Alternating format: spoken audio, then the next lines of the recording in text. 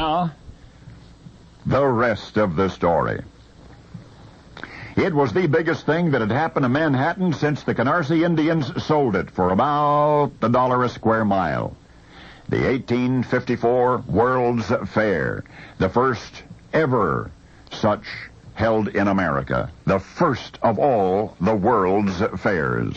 Housing the magnificent exhibits was an architectural wonder called the Crystal Palace, a gigantic domed glass building that awe-inspired all who saw it. But then in May, the incredible New York exhibition was visited by a magician from Yonkers, a daredevil wizard named Elisha Graves. And what Elisha boasted he could do in the Crystal Palace one day in May sent chills through the gathering throng. He might have as well have said that he would fly. And yet, indeed, what he proposed was even more extraordinary than that. Elisha Graves promised that he would climb aboard a wooden platform and make that platform rise into the air suspended only by a solitary rope. And then when the platform was stories high above the floor of the Crystal Palace, almost all of the way to the ceiling, an assistant would cut the rope, and according to Elisha, the platform would remain suspended in midair.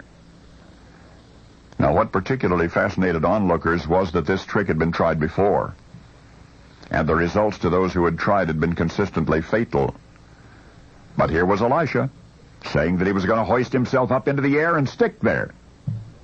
And he was betting his life that he could.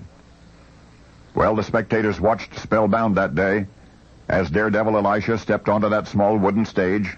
Then he gave the signal. There was a creaking sound. Slowly, deliberately, the platform rose a few inches, then several feet above the floor, then 10 feet, then 20, and the higher Elisha ascended, the quieter became those who gathered below, until suddenly, when the wooden platform had gone almost all the way to the roof, it stopped.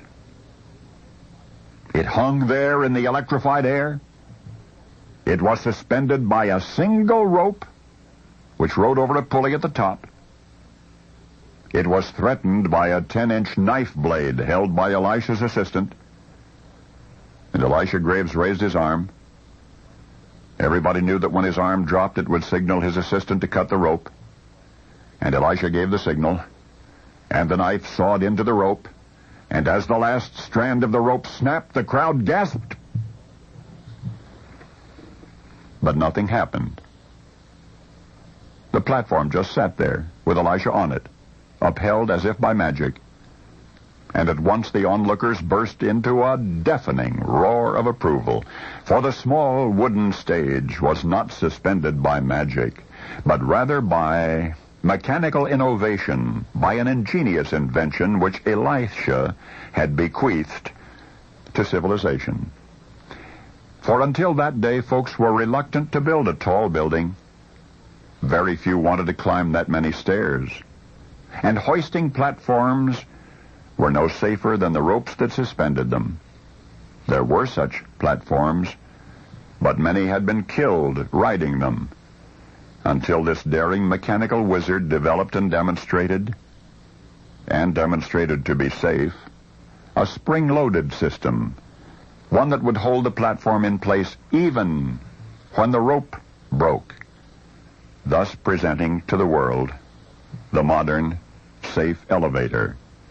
Of course, you know Elisha by his full name, Elisha Graves Otis, who gave us the Otis elevator.